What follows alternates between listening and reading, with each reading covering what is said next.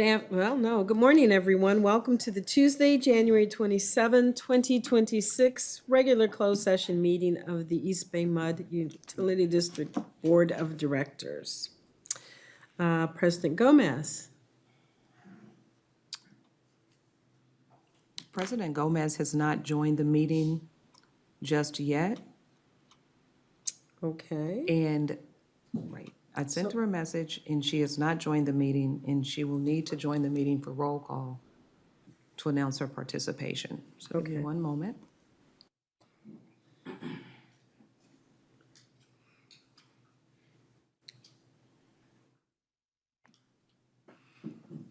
So just for the audience's information, President Gomez had to log out of our just prior presentation and then log in again into the regular closed session, so. Technology at work.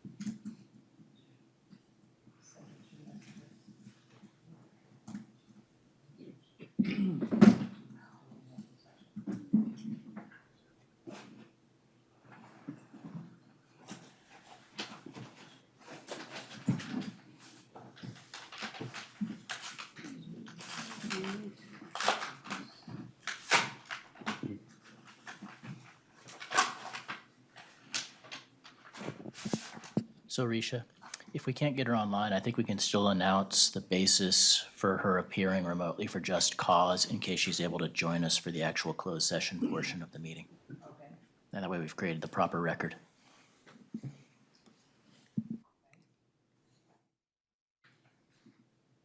Vice President Lewis, can you please read?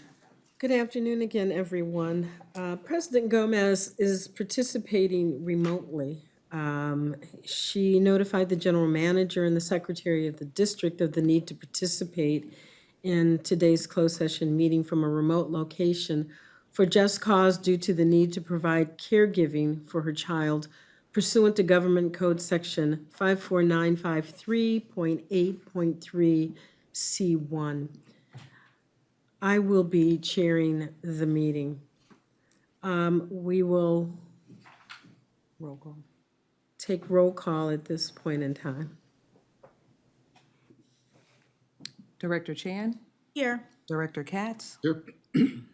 Director Lewis? Here, Director Odie? I'm here. Director Smith? Present. Director Young? Here. And President Gomez will join us in conference room 8. are there any members of the public who wish to speak on an agenda or non-agenda item? No online public comment and no public comment in the room. Okay, then the board will now convene to conference room 8 to discuss the closed session agenda items 1 through 4. We're scheduled to return for the regular meeting at 1:15 p.m. We're adjourned. Thank you. Good afternoon, everyone. Welcome to the Tuesday, January 27, 2026 regular business meeting of the EBMUD Board of Directors. Do we want to hear from our president? Thank you, everybody, and indeed, welcome to today's regular board meeting. I, President Luz Gomez, notified the general manager and the secretary of the district of the need to participate in today's regular business meeting from a remote location for just cause due to the need to provide caregiving for my child pursuant to Government Code Section 54953.8.3 C1. And thank you so much, Vice President Lewis, for now becoming chair of the meeting. Thank you, President Gomez. Please note you will need to keep your audio open and camera on at all times while appearing remotely. Additionally, you will need to disclose whether any individual over the age of 18 is present in the room with you at any time during the remote meeting, and describe the general nature of your relationship with the individual. Please disclose if any such individual is present at this time. There's nobody present here at this time. Thank you. Could we have the roll call, Madam Secretary? Director Chan? Here. Director Katz? Here. Director Lewis? Here. Director Odie? Present. Director Smith? Present. Director Young? Here. President Gomez? Here. Would you please join me for the Pledge of Allegiance? I pledge allegiance To the flag of the United States of America and to the republic for which it stands, one nation, under God, indivisible, with liberty and justice for all.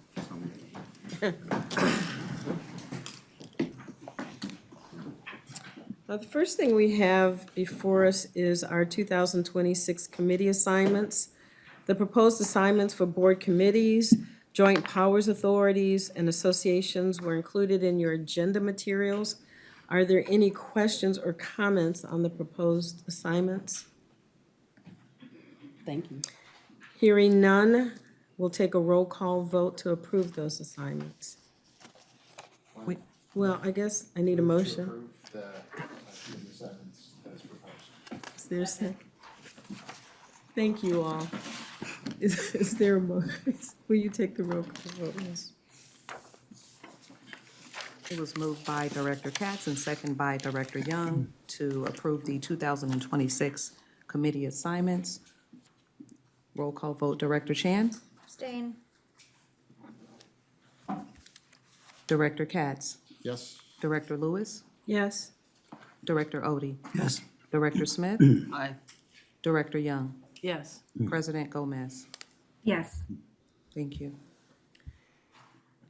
We now have several presentations, the first being our Service Award presentation. We're going to hear our recipients for October through December 2025. These are staff that have received awards for 5 or more years of service. Thank you, Vice President Lewis. And we have Chad Thigpen, our Senior Human Resources Analyst here to share the presentation with you. Chad.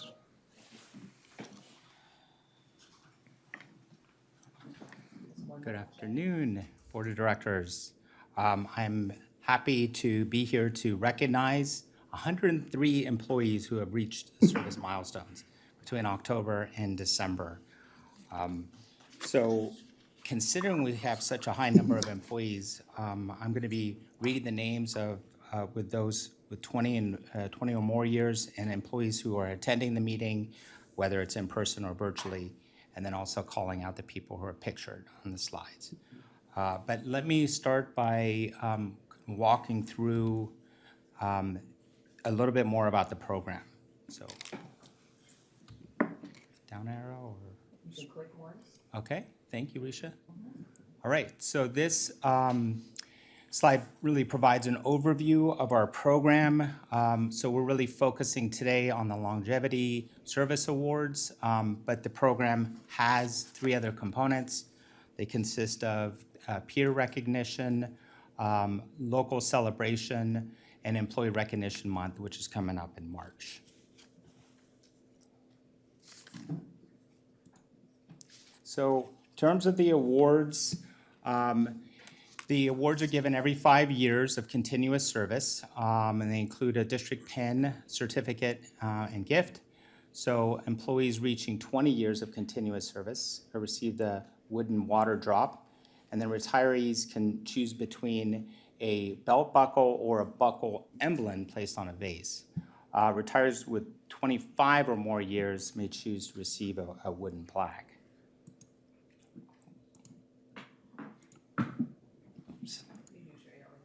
Okay.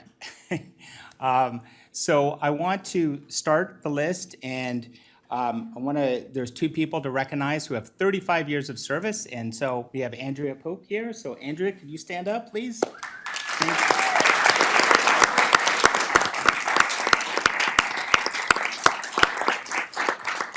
Andrea, thank you for your 35 years. Also, as you can see here, Regina Turner. And by the way, I was informed of some people being here, and I do recognize a lot of people at the district. So if I miss anyone, please let me know. So please just call it out.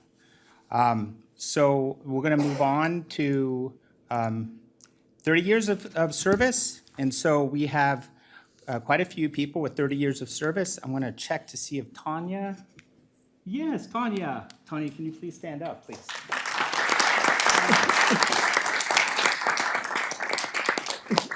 Tanya, again, thank you for your 30 years of service with the district. And as you can see here, we have quite a few other people who have 30 years of service. So we have Kevin Cliff, we have Paul. Thank you. Thank you, John. You saved me. I actually called someone today to try to get the correct pronunciation, but you let me off the hook. Also known as PK, right? That's his nickname. So that's what I heard.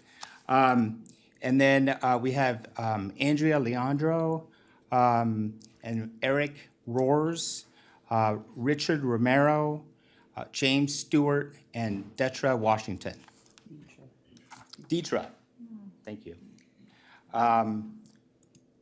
So in this picture, you have several people who just received their awards. So one of the people I just mentioned, Eric Roars, receiving his award for 30 years of service. And then you also have Alfonso Zavala and Jason Lopez, who I'll be covering soon as well. But there's a picture of them receiving their awards. Okay, so let's move on to 25 years of service. And I want to call out the person who already called out. That's John Brasino. So John, if you could stand up.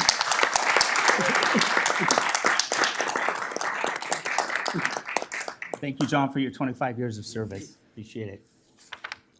We also have Roberto Cortez. So Roberto, if you could stand up. Thank you, Roberto, for your 25 years. Nicole.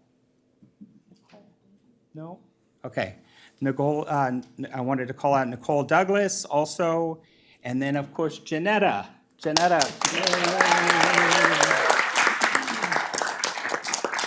Thanks, Janetta, for the 25 years. All right, and I'll just also just call out, we've got Marisa Boyce, Alyssa Askins. We have, I already mentioned Nicole Douglas, and Brittany Johnson, who have 25 years of service. All right, move on. So in this picture, you've got a couple people receiving their awards. We over on the left, you have Nicole Douglas receiving her awards, her award from her leaders. And then over on the right, you have Brett Kawakami and Roberto Cortez receiving their years of service awards. All right. So moving on to 20 years of service. So I first want to call out a couple people in the room. Let's see, Chris. All right, Chris. Chris Farajian. Thank you, Chris, for your years of service. Appreciate that. And anyone else that's showing on the slide here? Okay, I didn't think so. But we have, I just wanted to call them out by name though. Louis Boitrago. We've got Stephen Hart, Alan Jacoby, Michael Nyun, Clyde Pham, and Rick Salas. So thank you for your service. So let's move on. There's 4 more people here I want to call out, and we have Navneet. Yes. Thank you, Navneet, for your years of service. And then we also have Mark Schmitz, Brad Tig, and Sheila Sato. Okay. And let's see, let's move on to 15 years of service. So for 15 years of service, I want to call out Ipe Shi. So if you could stand up.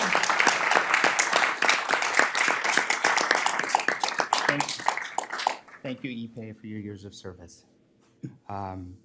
And then Roberts, I think I saw you sneak in, okay? Roberts. Thank you. And then just several more on the list here. Antoine Chemsey, Chris Dinsmore, Charles Gaines. We've got Marshall McLeod. We have Rory Ross, Kent Spencer, Hong Ton, and Patrick Wood. All right, here's some. Okay, there's some pictures here. We've got Charles Gaines over there on the left with 15 years. And then we have Ipe receiving her award from Michelle, her manager. Right. All right, let's move on to 10 years of service. So we have, for 10 years of service, let me check to see, I don't think anyone on this list, but I want to check. Nope. Okay. So, so I'm going to give you just a moment to review the list on your own.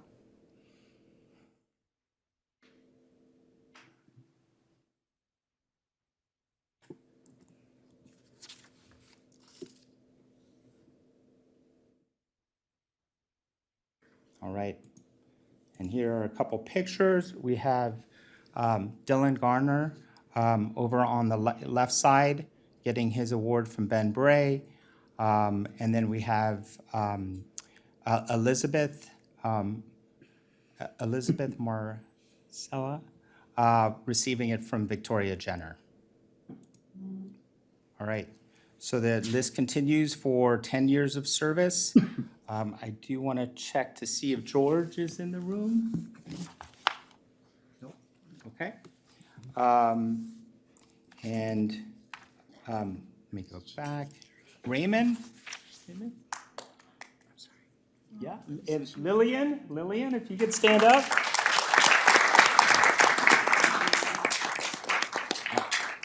And here's a picture of Lillian receiving her award for 10 years of service. And then over on the right, you have Raymond, who I mentioned earlier, receiving his award from his supervisor, Natalie. All right, and the list continues with 10 years of service. And let's, and I know I saw Brenda. So Brenda, if you could stand up.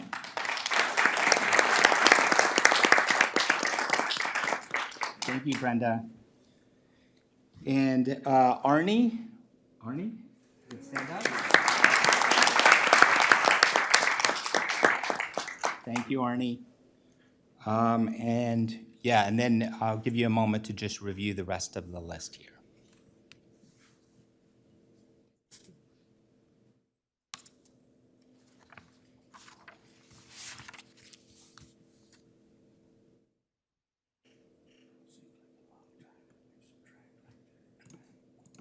All right, so and then we have 4 more people with 10 years of service. I did see Gordon. Hey, Gordon, want to stand up? Thanks, Gordon, for your years of service. And then we have 3 more people there on the slide. All right, I'm going to move on to 5 years. And so for 5 years of service, I want to check to see if Josh is in the room. Josh, want to stand?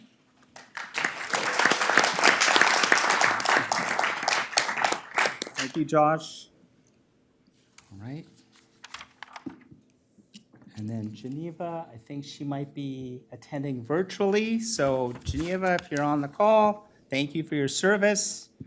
And I'll give you a chance to review the list.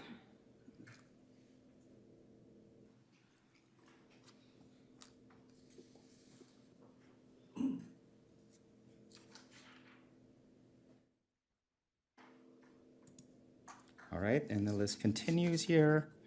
And I think Carly Jackson might be on the call. So Carly, if you're on the call, thank you for your years of service. I'll give you a chance to review the list.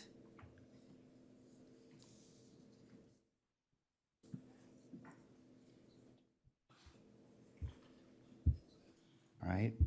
We have some pictures here. We have Laura Kwong celebrating 5 years with Lisa Chen here.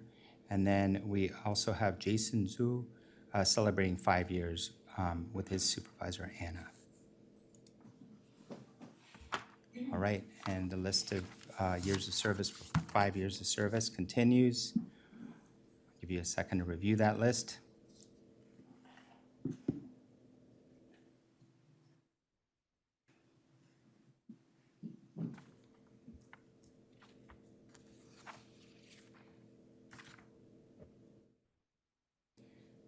And we have a few more.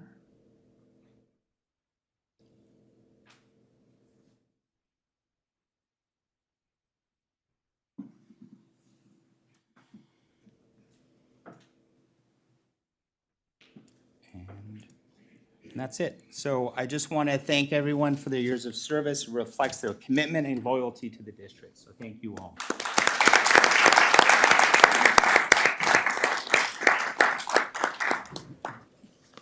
I'd like to thank you again for all of your service, and I'd like to ask the general counsel to double check. I was looking at some of the years and faces to make sure we've been complying with child labor laws. There's some good-looking people out there, so thank you so much. We're now going to recognize Black History Month and EBMUD's Black Employee Network. Director Smith will highlight Black History Month, the events being hosted by the network in February. Thank you, Vice President. The Black Employee Network, or BEN, formerly known as the Black History Committee, has been a vital part of the district since its establishment in 1994. BEN's mission is to celebrate African American heritage, foster inclusion and visibility, and support the advancement of employees who identify as Black, African American, or are of African descent. The Board of Directors, management, and staff continue to support BEN's efforts, which align with the district's mission, values, and strategic goals. BEN also plays an important role in positively representing the district within the communities we serve and in educating others about the contributions of African Americans and the significance of Black history.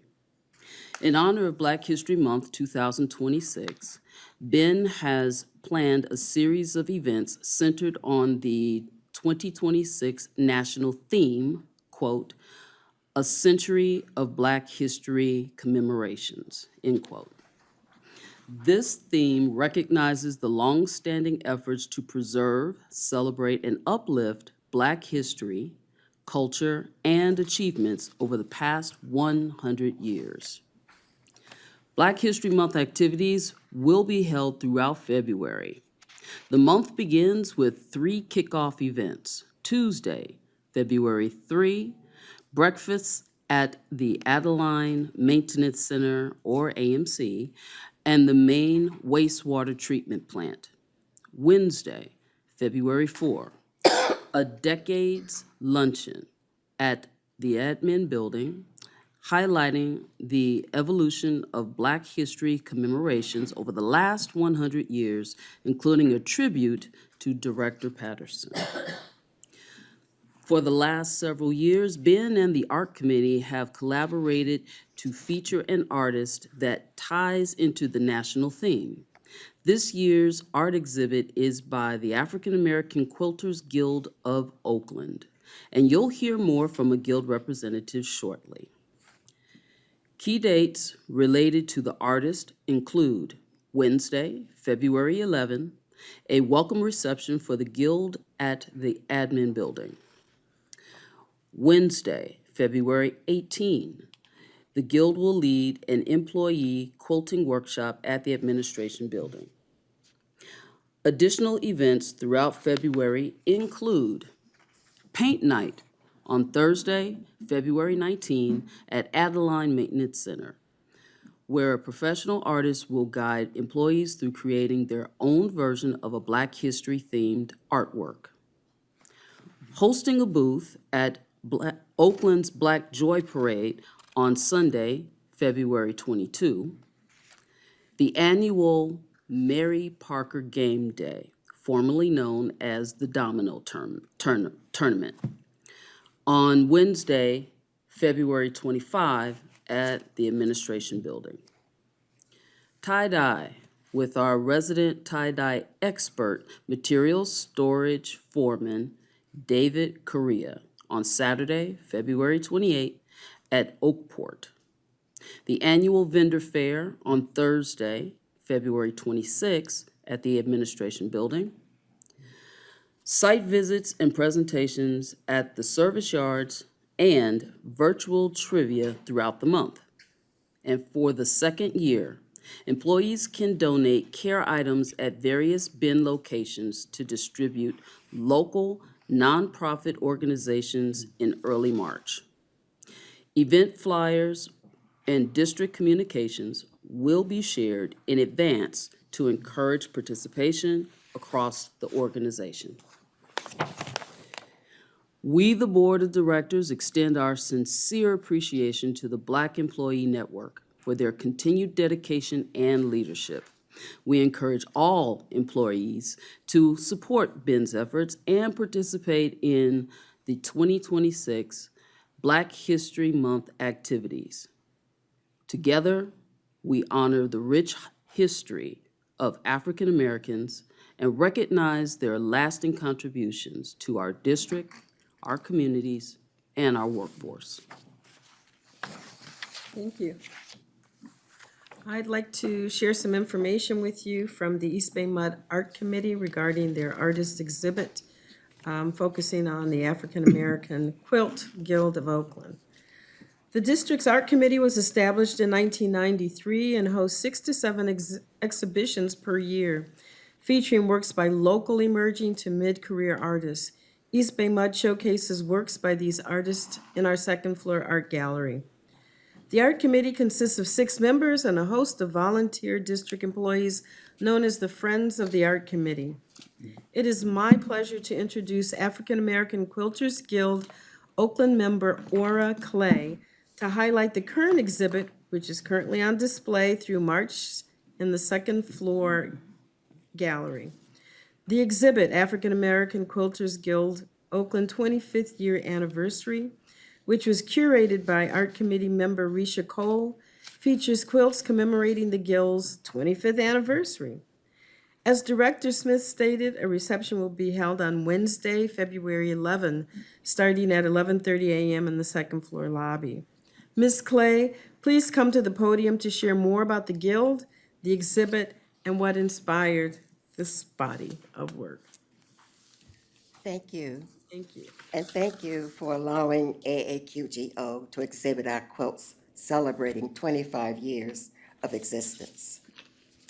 This was the dream of Esther Poncho, founder, who was a quilter and a teacher. And the dream became real when the first meeting of 8 women was held in June of 2000. As the group expanded, so did the opportunity to hold shows and exhibits at locations around the East Bay, including the Oakland Library branches, the DeYoung Museum of San Francisco, art galleries, community centers, and other public buildings like this one. In 2014, the Guild, led by Marion Coleman, who received a National Endowment for the Arts Award, took on a multi-location exhibit titled Neighborhoods Coming Together, Quilts Around Oakland. More than 100 quilts were made by Guild members and community members about all aspects of Oakland. In February of 2016, the New York Times front page of the arts section ran an article titled Quilts with a Sense of Place, Stitched in Oakland.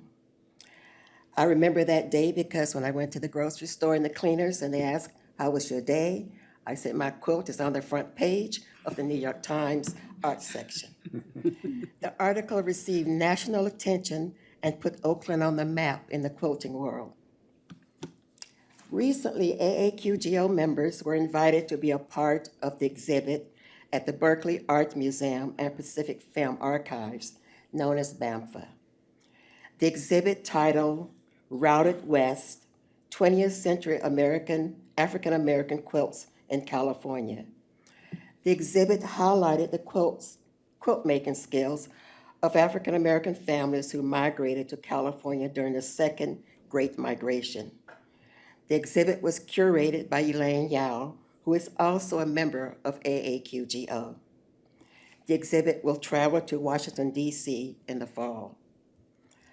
Today, the Guild is composed of multiracial, multicultural women and one man.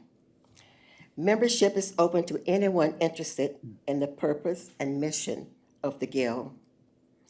This year, we celebrate 25 years in existence. Our 25th anniversary quilt challenge was to create a quilt representing what the organization means to you or a historic event during 2000 to 2025, or use the 25-year anniversary gemstone, silver, or the flower, the iris. Each quilter was asked to use a piece of the African fabric we call our unity cloth.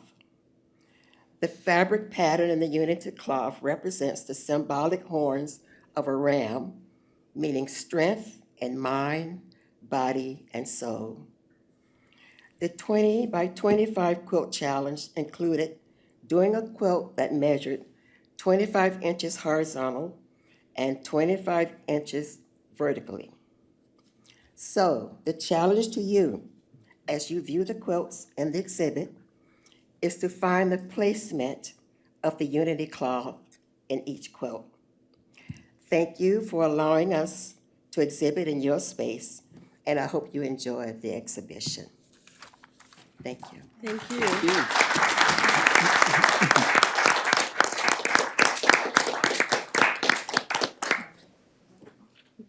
Yes. go ahead. Yes. Oh, I just wanted to thank you again for sharing with us and for the beautiful, beautiful display outside. I'm sorry. Yeah, I just wanted to say, as a fellow quilter, that I have admired the work of the Guild for many years and feel just very honored to have you exhibiting with us. Thank you. Thank you. Okay, excuse me. All right, let's move on to, well, we don't want public comment? Well, we got announcements in closed session. Okay. Sorry about that. Okay, let's move on to committee reports. No? Do you have any announcements in closed session? Help me, Jesus. Do we have any announcements from closed session? There are none. Thank you. So that being the case, we will now do, so we don't have public comment or not? So we have one hand. We have one hand for public comment, and we have no public comment in the audience, so I'll see if it's on an agenda or a non-agenda item. Michelle, you should be able to unmute your mic. Is this a non-agenda item? Yes, this is non-agenda. Okay, and So, it's, go ahead. Instructions. Michelle, when prompted, please state your name, affiliation if applicable, and topic. Please refrain from providing personal information such as addresses or phone numbers during public comment. If we need this information, we will have staff contact you. The secretary will call you. You will be allotted 3 minutes to speak. However, I have the discretion to amend this time, and the secretary will track time and inform you when your allotted time is concluded. and your 3 minutes will start now. Thank you. This is Michelle from Fairview. As this board may recall, the fire hydrant on Ubis Court in Fairview was struck 5 times. I thank the board for getting involved, and I'm happy to report that EBMUD has placed a valve on the hydrant that will severely limit the flow of water should the hydrant be struck again. However, EBMUD has neglected to repair the damage that was caused by the improper placement and the 5-year-long delay in corrective action with regard to this hydrant issue. I am aware that EBMUD is hesitant to perform work on private property, However, I believe this specific area and situation should be the exception because East Bay Mud holds easement over the entire location that was damaged, and there is an East Bay Mud water main that runs directly below this damaged area. This area is approximately 1,200 square feet and should be repaired. A claim for East Bay Mud to repair this area was filed almost 2 months ago, but no response has been received. I would appreciate the board's help getting these repairs completed and making our property whole again. Thank you. Thank you. General Manager Chan, you'll. We'll have staff get back to the speaker, and if we can get, Risha, if you can get her information. Michelle, Yes, if you can email secoffice@EBMUD, that's SEC office@EBMUD.com, we will have staff reach out to you about your concerns. okay, so it's secoffice@ebmud.com. Correct. Okay, thank you very much. Thank you. Thank you again. Let's move on to our committee reports. The minutes for the January 13 Planning Committee and Legislative Human Resources Committee meetings were provided in your agenda materials. The Finance Administration Committee meeting met this morning and received updates on the quarterly financial reports, the external auditor recommendation, and the Customer Assistance Program Initiatives update. We also received updates on the consent calendar item, monthly investment transactions report for November and December. The board also met this morning for the Urban Water Management Plan and Water Shortage Contingency Plan Workshop, where staff presented on the district's water resources planning, including updates on projects, studies, and recycled water and conservation programs undertaken since the last Urban Water Management Plan update in 2020. Let's see. I'd like to also share at this time the new committee assignments, which were just approved here today. The Planning Committee new chair, let's see, is Director Lewis. Also on the committee, President Gomez and Director Young. Legislative Human Resources Chair, Director Smith. Participants, Director Chair and Director Odie. Finance and Administration, new chair, Director Odie. Participants, Directors Katz and Lewis. Sustainability, Director Young as chair, and participating Director Katz and Director Smith. Let's see, the DSRSD East Bay Mud Recycle Water Authority, or DERWA. Assignments include Director Chan, President Gomez, and Director Smith as the alternate.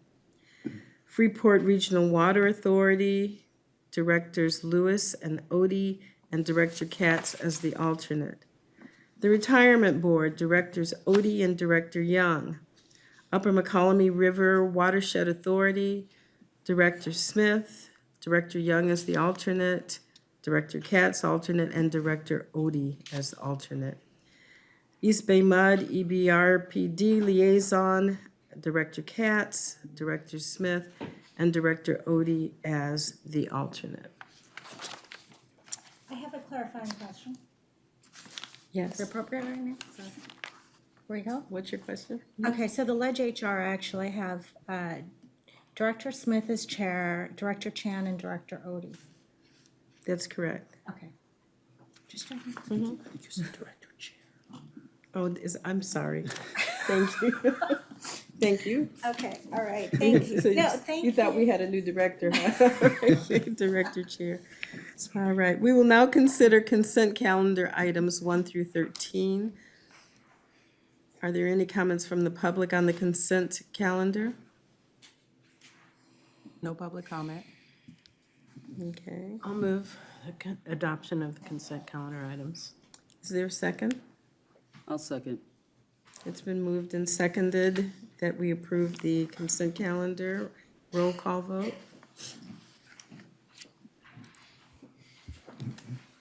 Director Chan, Yes. Director Katz, Yes. Director Lewis, Yes. Director Odie, Yes. Director Smith, Present. Direct- Yeah, aye. Director Young, Yes. President Gomez. Yes. Thank you. We will now move to determination discussion, and General Manager Chan will introduce each of the items. Thank you, Vice President Lewis. So this month and last month, the ad hoc committee, which included Directors Lewis, Odie, and Smith, met with staff to discuss the guidelines for naming district facilities and programs. Derry Moten is up here to share those guidelines with you before you consider adopting these guidelines. I'll also add, you'll see on the agenda, we are moving forward with renaming the boardroom as approved by the board last month. And Derry can talk about the discussions because the board had asked last month if we wanted to consider other facilities or programs to rename. At this point, we're not moving forward with anything, but as the committee has indicated, they can, make other suggestions going forward. So we are just asking to reaffirm that from the board, that's the direction that we're going. But we are moving forward with this, and Derry can provide some highlights on the plans for that as well. Good morning, Board. We will go over a couple of items here. Again, as was noted at the December 9th regular meeting, the Board of Directors discussed a proposal to honor former Director William Bill Patterson and requested formation of the ad hoc committee and development of guidelines for naming facilities. As noted, Directors Lewis, Odie, and Smith served on the ad hoc committee, and I will do a review of the guidelines as have been drafted in your package. Number one, the overall purpose is to try to establish criteria and guidelines specifically for the naming or renaming of East Bay MUD facilities, programs, and any awards in honor of individuals.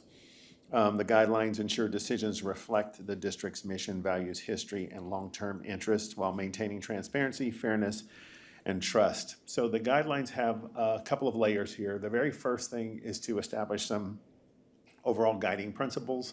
So those guiding principles really get into the factors of thinking about honoring some form of extraordinary public service, reflecting district values, preserving historic and functional significance of district facilities, and then maintaining naming as a rare and meaningful honor. And so with those things in mind, we have developed criteria that, number one, focuses on what the eligibility thresholds will be, and then secondarily, some guidelines in terms of then what the evaluation process looks like. So most significant in the eligibility criteria are kind of a couple of things. Is number one, service to the district, which ranges in two different categories. Anyone serving 20 years on the board would be one layer of eligibility. The second layer would be exceptional achievement. So one or the other of those items would be kind of the first eligible points of eligibility criteria. But the second is an exceptional contribution, which could range in a variety of different areas, which range anywhere from any of our strategic objectives, including workforce development, environmental protection, and some form of equity or community service. The third item then is thinking about alignment with district values.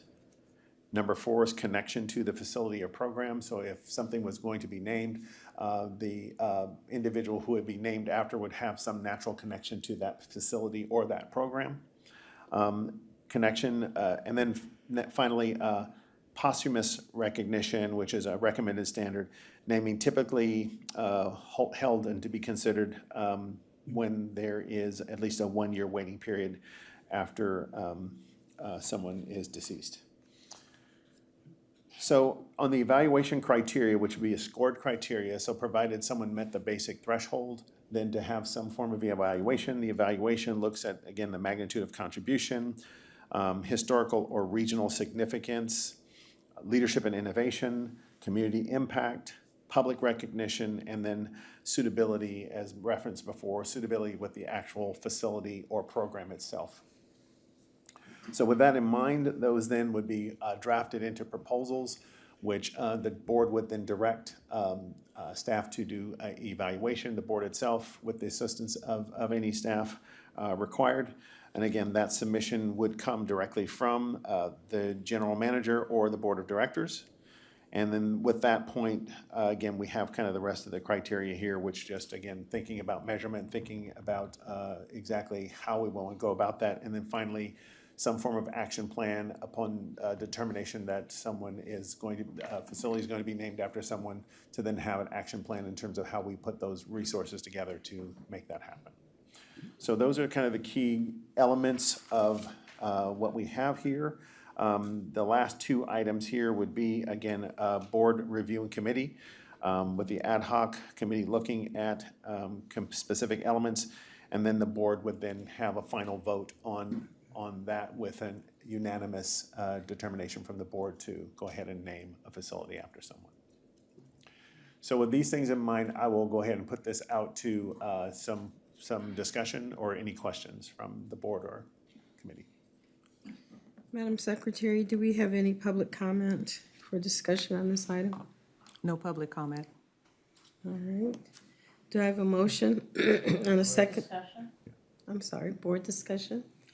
Thank you. I just have a couple. Director. Oh, I don't know. You can go first. The couple things. One is there a reason for not naming which standing committee would review? I believe it said it was an ad hoc committee. Well, it says ad hoc or it says a board ad hoc or standing committee will. So I'm not, I don't want to have us decide, oh, well, that should go to finance, or that should go to budget HR, or that should go to, I mean, I think just having an ad hoc committee. My recollection was it was an ad hoc committee that would be called or constituted at the time, but I don't recall if. It says the other or two. here. Mhm. So that was one. The second one is, Do you have a thought on that? yeah, since I'd you just got it? leave it at an ad hoc committee. And then reviewing it every 2 year, a minimum of every 2 years, was there rationale behind that versus something a little less frequent, like every 5 years, or? I'm curious. I don't have a strong. Yeah, the discussion was that to get started, it would be every 2 years because this is a new process, and that could be modified as we go forward. It seems to me that it's not gonna happen very often. Yes. And so, I don't know. So are you proposing two amendments, that it be ad hoc Say in 5 as- years? Or just even say as needed. Or 5 years. Okay. I don't know, it seems unlikely to me. I mean, we've never named anything after somebody, I don't think, for a long time, 100 years, maybe. And whether we will again, and if we don't again, then what are we reevaluating? I'm just kind of. So are you proposing that we consider a change to clarify ad hoc and to go from 2 Clarify ad years to 5 hoc and then say years? as needed instead of every 5 years. Okay, Director Katz, you had your hand up? Yeah, I agree with the recommendations from Director Young, and I had 3 other recommendations to modify. Overall, I think the substantive criteria here are excellent and well thought out, and thank you to the ad hoc committee and the staff for that work. And first one is under 4.1, number 5. I think and I don't feel very strongly about this, but it seems like we are proceeding quickly with I don't want to say quickly, I mean to say faster than this recommended waiting period, of at least 1 year for Director Patterson. I note that in our neighboring sister district of AC Transit had a renaming for former Director Chris Peoples quite recently after his passing. I don't have enough data points to really understand what's the right thing, but I don't know if I want to put, recommended waiting period. I would either strike it or say suggested, and reduce the expectation of a waiting period, given that I don't know if that's really a recommended standard or not. I'm putting that out there. If I could comment, that was a discussion with the committee. We did view these as guidelines, and there was an acknowledgement that in some instances, giving someone their roses sooner might be appropriate. So just so you know, that was taken into. I can see that in that second clause there. I think it just might be, It's not a mandate, it's a guideline. maybe we'll think about that in a future review, but my view would be to change the recommendation to suggested or strike the clause. The second one, and I do have stronger views on the next two that I'll put out there. I think scoring is very challenging and problematic and unnecessary. I think we're dealing with someone who will be.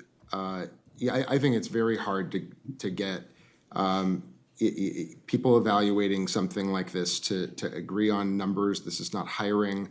And I think just a qualitative evaluation with the criteria in mind will be sufficient, and it will be clear whether it rises to meet the criteria or not.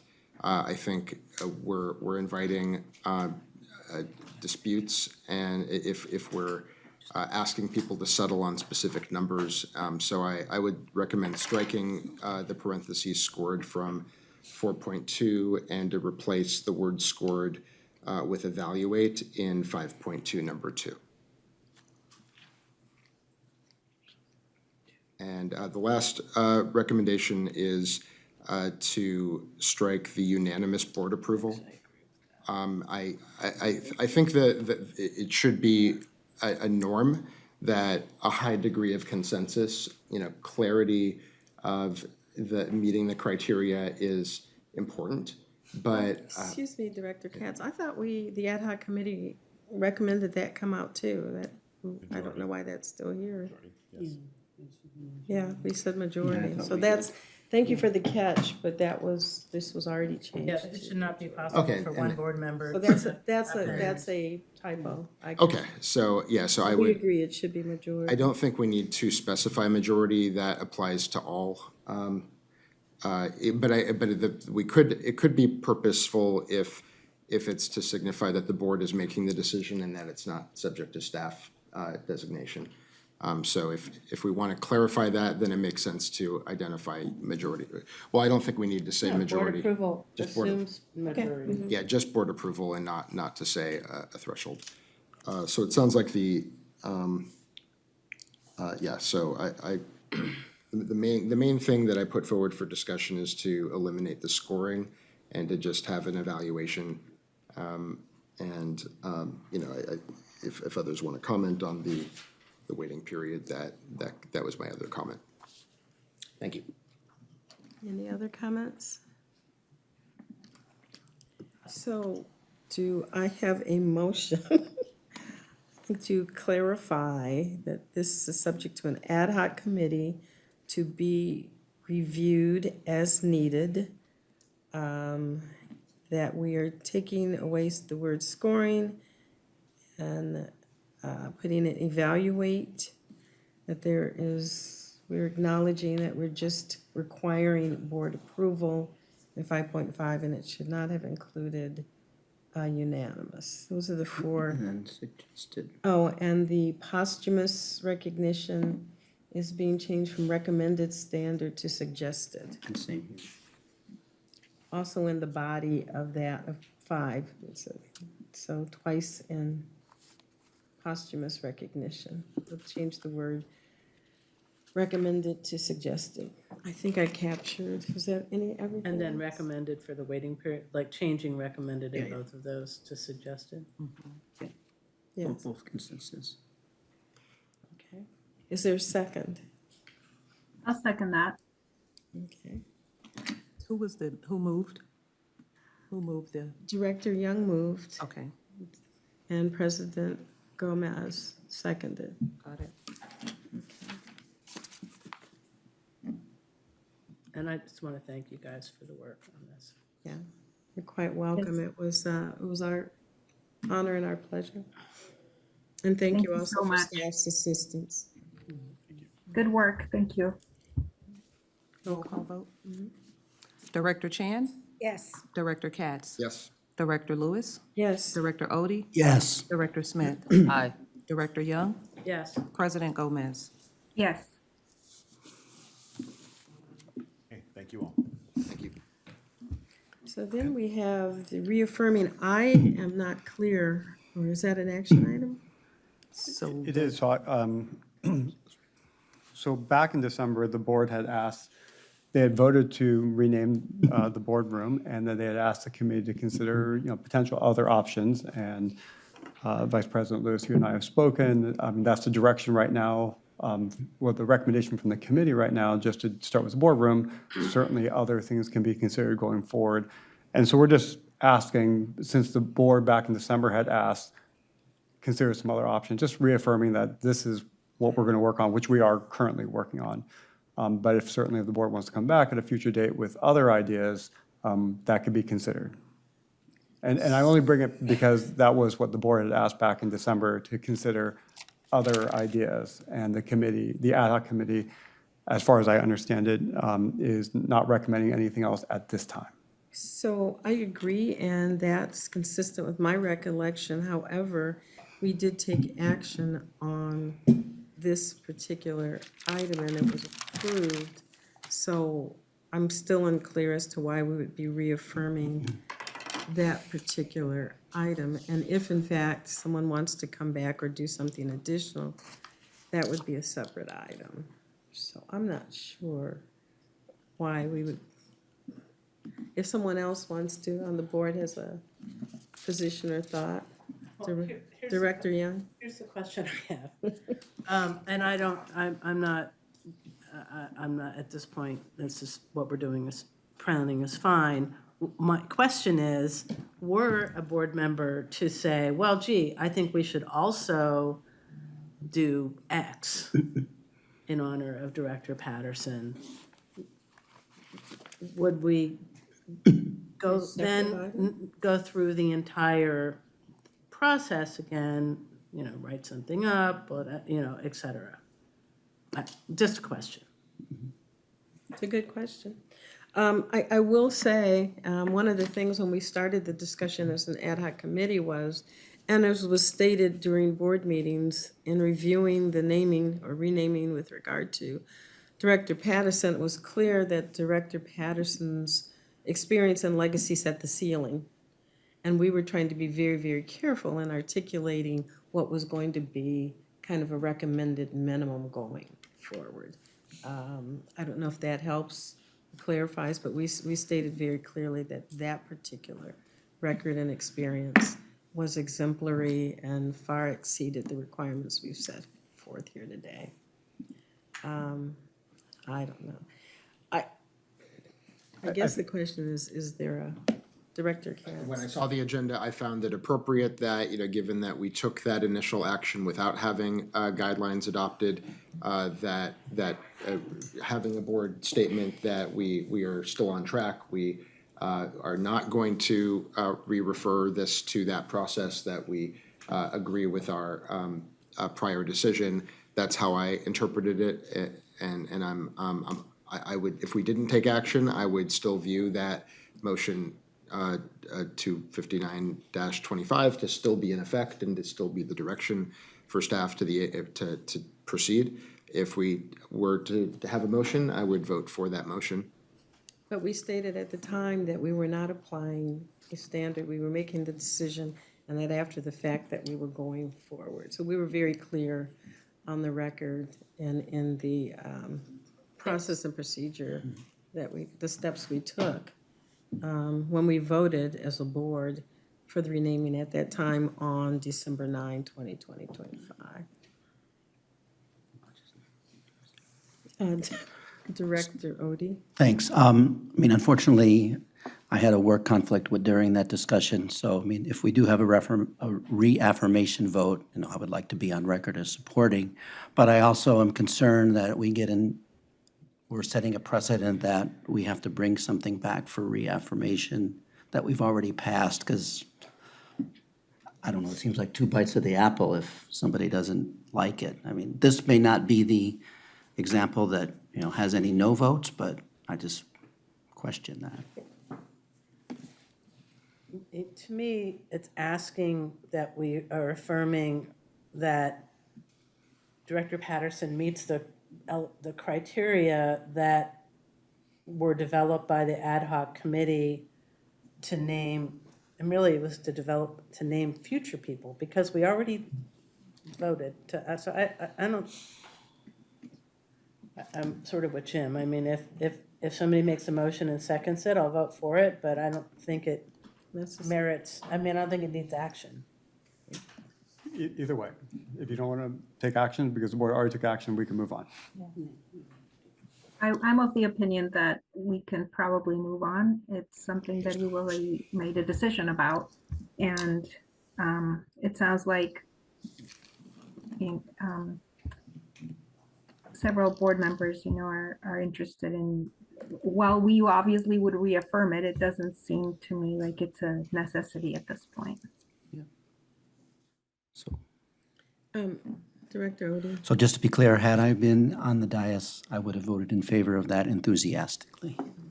Well, I want to be clear that you were here but out on business, and that I specifically stated on the record that you and I were part and parcel too, and that you were involved in making the initial Appreciate that. recommendation. So, Madam Secretary. Hang on, the BD1 doesn't contemplate us not taking action on this. It's adopt guidelines but decline or defer naming recommendation and request further review. I mean, are we bound by the alternatives under the BD1, or are we can say we're sticking with the motion that we passed and adopted to approve Yeah, I think naming of the boardroom. as long as the minutes clearly reflect that, I don't think there's a Okay, need for. all right. Okay. So, hearing no motion or second, we're moving forward. Right, the record will reflect that the board concurred that no action will be taken on 14.2. So there will only be a vote on 14.1. And we can move Okay. on. All right, it's been moved and seconded that we approve with changes the adoption of the East Bay Mud Facility and Program Naming Guidelines. So the roll call vote? We already did. We already did that. Yes. Okay. I do not use drugs. Yeah. This is your first time. Any public comment on this? Thank you, Derry. Okay, Thank you, we're- board. No public comment. No public comment. No. Okey dokey, Okay. where are we? We're moving on to the general manager report and the water supply update. And we have Roberto Cortez, our manager of water operations, to provide the update. Great. Good afternoon, President Gomez, Vice President Lewis, and Board of Directors. I have a brief water supply update for you this afternoon. That's cool. You should be ready to click. Okay, so we're going to cover the current water supply situation here in for our district. We're going to take a look at the outlook over the next couple of weeks and months, and look at the projections for the rest of the year. Roberto, give us one moment. I'll share and share again.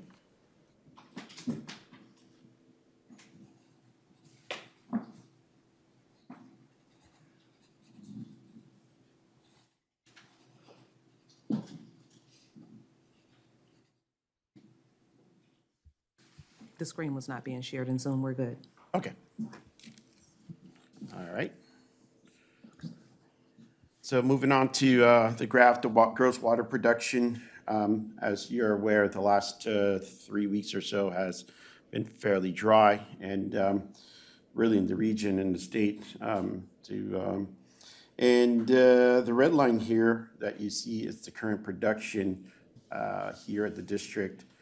It's interesting to note and not surprising that with the dry weather, the demands have picked up a little bit. The weather forecast for the next few weeks are also fairly dry, except for about the February 7th, 8th timeframe, where there's some rain showing up in the forecast, but that's a little bit far out, and hopefully that is a sign that things are changing for us and the region. The table here shows the current storage levels in our reservoirs. We are still 100%, 107% of average for the year. Capacity is pretty healthy, but every day that doesn't rain and doesn't snow starts to impact those levels. So far, we're in decent shape, but we definitely need more. The graph that you see here is the precipitation levels in the East Bay.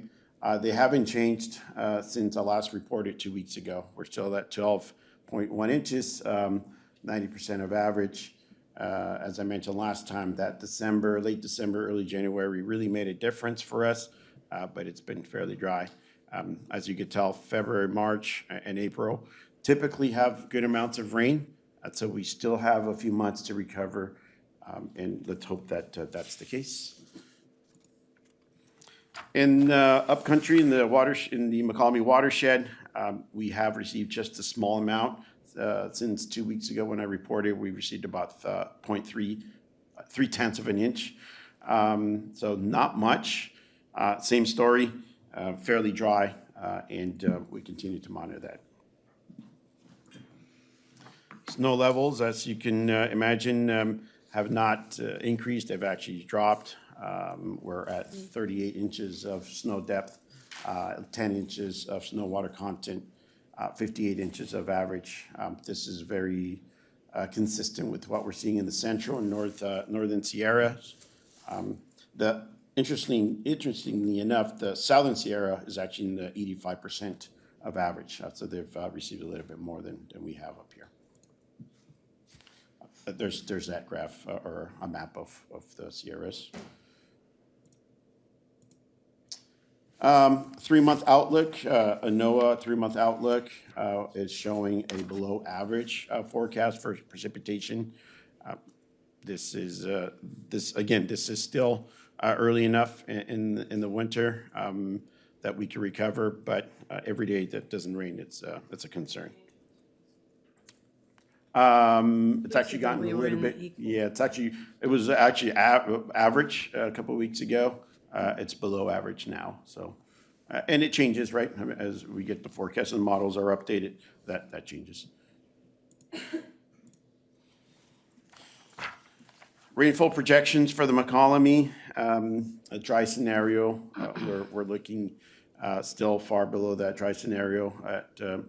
We still need another about 15 inches or so to even reach a dry scenario. So we're looking forward to that.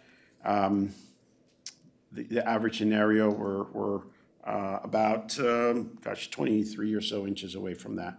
So we're still far away. And end of storage, currently in a dry scenario, meaning that we still have some rain to come. We are expected to reach up 575,000 acre feet of storage. And in a median and wet scenario, we would refill our system at 630,000 acre feet. Again, every day with no rain changes those forecasts. And that's all I have. Any questions? So I know we're losing snowpack. How much of that is lost to, sort of evaporation versus actually kind of soaking into the ground and being, released later as a, sort of base flow? Do we have information about that, or? We do have some forecasts, but it depends on a lot of factors, the weather, how long the dry weather remains, how warm it is. So I don't have those numbers right now on what we're forecasting to get this, but there's a lot of factors that go into that. And I'll, go ahead. Go ahead. The second part of that was, at what point do we start looking at the 90% exceedance assumes how much more precipitation between now and May? Right. How much? Dry, roughly 15 more inches. The 90%? Yeah. 15 more inches? So at what point do we start looking? I remember when we were headed into the last drought that we were looking at 95% exceedance and, even 98%, like no more. I mean, I have this picture of Briggs saying, even if we don't get another drop, here's where we'll be. We're looking at that. We're looking at that now, especially Okay. because it's Could we been- start seeing that on your projections? You want to start seeing like a Yeah. line there? Yeah. Yeah, I mean, we could do that. I'll also add, I mean, as you look for, I mean, as we move through the year, whether you're 90, 50, it all converges because there's just less and less rain coming. We can certainly, I mean, we've actually, oddly enough, we talked about this and this was raised. It's just that it's never happened where we've never had zero rain. And so putting something out there becomes somewhat alarmist that we're not going to have any rain and you start, you want to plan for something that's never happened, but I mean, we certainly consider that, it could happen, but it's never happened before. Okay, well, I'm curious and people ask me, Okay, we can include a 95th percentile. or which is- 95 or something, I don't know. 95th percentile, yeah, so. And it's not, doesn't have to be a standard part of the chart, but when we reach a unique situation like this in the middle of the year, then that. Yeah, or if we don't have any rain by the next board meeting, by the next board meeting, you're not projecting that we're gonna have significant rain. So that'll be A little 6 bit. weeks. You're right. But I That'll be think 6 again, weeks. it's a little bit early on. We still have all of February, March. We could still recover. We Yeah, could no, and I probably wait. remember, 2012 or 13 or whatever it was, and it didn't rain for 3 months, and then it poured through June. So I know, because my 3-month trip was delayed by that.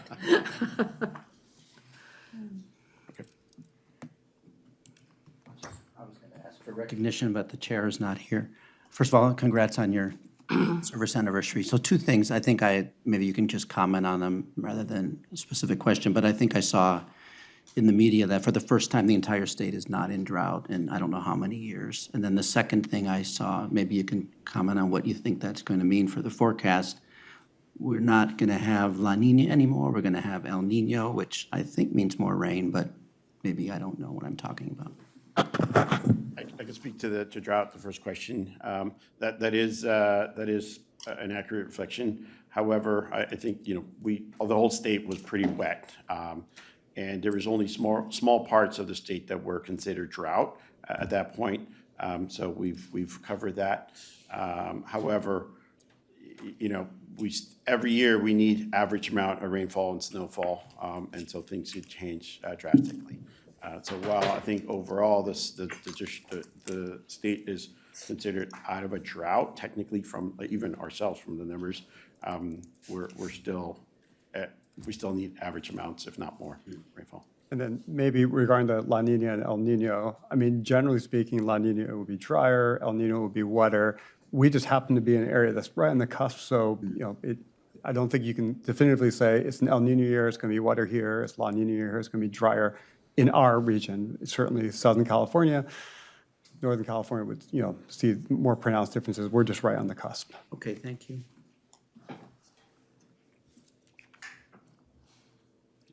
Thank you. Great. Okay, thank you, Roberto. Thank you so much. Also in your packet is a memo on the Speakers Bureau that provides a look back at the district's 2025 community outreach, as well as a look ahead at our plans for board outreach and engagement in 2026.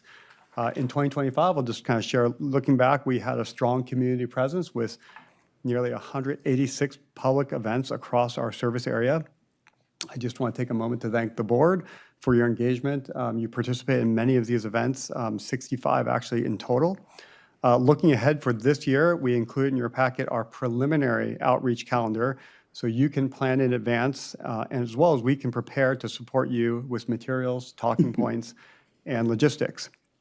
Our themes for this year will focus on infrastructure investment, emergency preparedness, and high-quality drinking water, with flexibility to include other topics or events that might be, or other topics that may be important to you.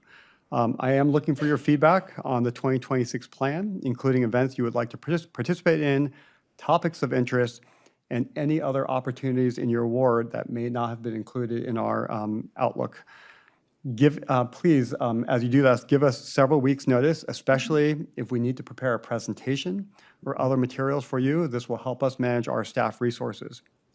Also, if you'd like to add events, especially if they're on the weekends, where we may already be staffing an event, the advance notice will give us time to find staff for the event or decide if we need to swap one event for another. Also, for your ward events later this year, your community affairs representative will reach out to you to seek your feedback on topics for your ward event and preferred dates. And I ask if you could send your input by February 10th so we can finalize the 2026 outreach plan. I would greatly appreciate that. I can answer any questions about the Speakers Bureau that you might have.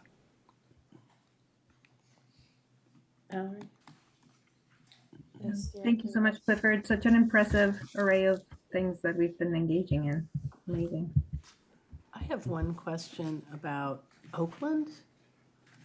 Given that there are 4 of us that represent parts of the city, how do you all, I mean, I know when something's in your ward, that's sort of obvious, but there are issues or policies or whatever or activities that cross the entire city. And I know we're looking at a liaison committee, and that's still kind of in the works. But how, I mean, maybe it's something that you can think of, Mona, that you can think about and right, but sort of like, it's always been a little bit of a mystery to me about how we determine, how we approach or serve or represent the city as a whole when there's 4 of us, which constitutes a majority of the, a quorum, et cetera. I don't know if Kelly or Mona, you want to provide maybe some thoughts on this. I know, for certain types of events, like, pride parades, we would invite all the board members to participate Right. in something like that. But Mona, do you have some other thoughts you want to share with with the board? Sure, if it's something that's based on your area of interest, say if it was something directly related to sea level rise and City of Oakland, we would defer to Director Katz. If it's something environmental, we would defer to you, that type of thing. But if it's something citywide or it's linked to a particular council district, we also use that as well. But, and then if we're getting feedback from the city or members of the public from a certain area, we defer that way too. Yeah, because some of us overlap council districts, and it's not a clear cut. Yeah, so we usually defer that way, and also we get requests from the city itself saying, look, we want you to do this, or we want you to participate in this, and we'll use that as a guide as well. Okay, would it be helpful if, and maybe other people have and I haven't, to communicate, just to say, here are the topics that Oakland interfaces with that I'm interested in, knowing about, Yes. representing, whatever, and then in my council districts, blah, blah, blah, right? So would that be a helpful? Yes, as in with Clifford's talking points, we're asking for you to give us your area of interest, and for Oakland, that would be extra helpful. Yeah, so if you could provide that to us, then that will provide us the guidance to plan for 2026. Okay. Thank you. Great, thank you. Thank you. Okay. Any other comments or questions? Okay. And finally, in your packet, you'll find a link to the 2024-2025 biennial report. It's titled Rooted in Community, which uses a story map to highlight the district's accomplishments. This report focuses on 4 pillars of East Bay MUD service: investment in infrastructure, innovation, sustainability, and community. The report includes numerous interactive elements, including photography, text, sound, and video. A new feature this year is a map that details significant capital investments in the past 2 fiscal years. The report will be distributed electronically to customers, key stakeholders, and officials via email and shared on social media. I just want to acknowledge key contributors to this report, including the Budget and Performance Division, Graphic Design, Engineering Administration, Pipeline Infrastructure, and Public Affairs. I'd be happy to answer any questions you may have, and you'll find a link to the report in your packet. Thank you.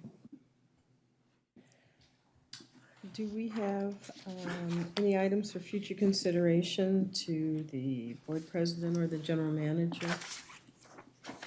Or if not, would you please make sure that you forward them to President Gomez or General Manager Chan? And do we have any director comments? And thank you if you've already submitted your written comments or reports to the secretary. Anyone wish to make a verbal report? Director Young? Yeah, I just wanted to report on the Siesta Valley Bowl board meeting that I attended last time. We could actually, maybe we should add that to the committee things. I don't know, I'll talk to, That's, Liz, I'll capital talk to you about contract. that. Because we're gonna be Yes, meeting every month. Okay. Which committee? So Siesta Valley Bowl is the Cal Shakes site. And we had our first board meeting. We're in the process of recruiting new board members. If there are individuals in, it's going to be a small board, like 9 people. I think total is the goal for the C3.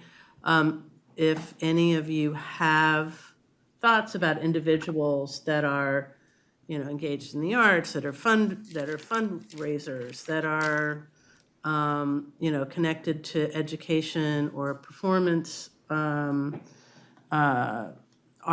that you could forward them to me.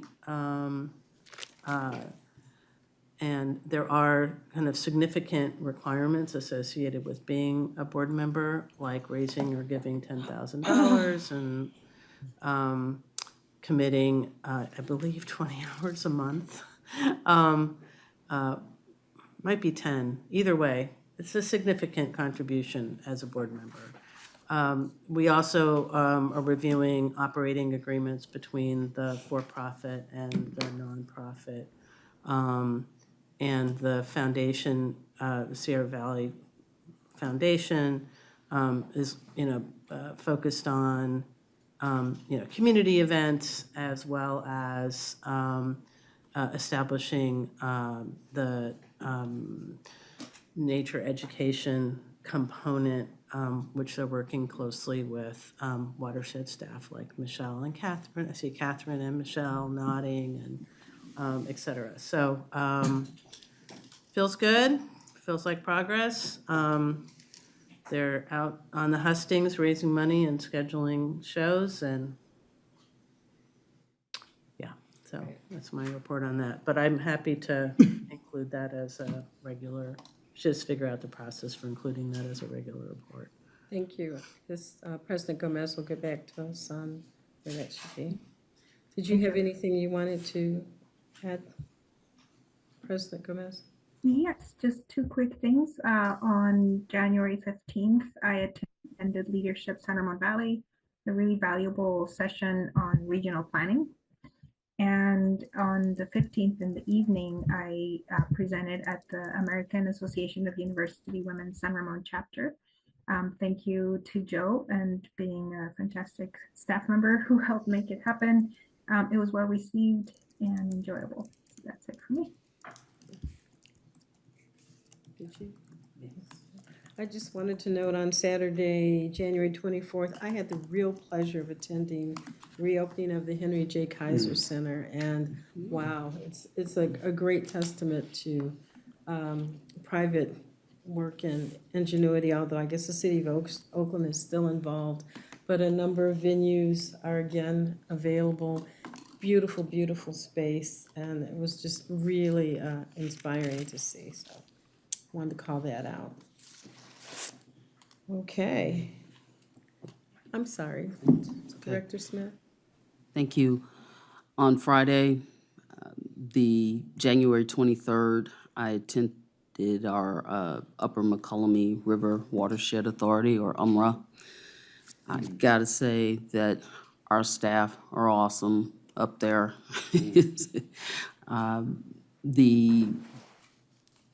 One of the big things that was discussed are phase 1 of forest project plans and Phase 2 of the MAC Forest Health and Resilience Project Report.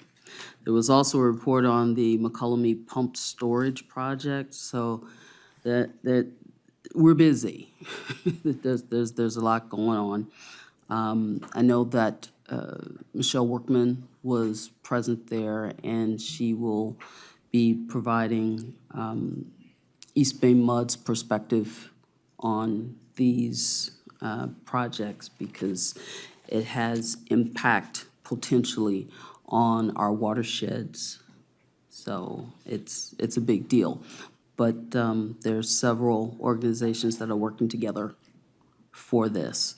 And yeah, we'll see how this goes.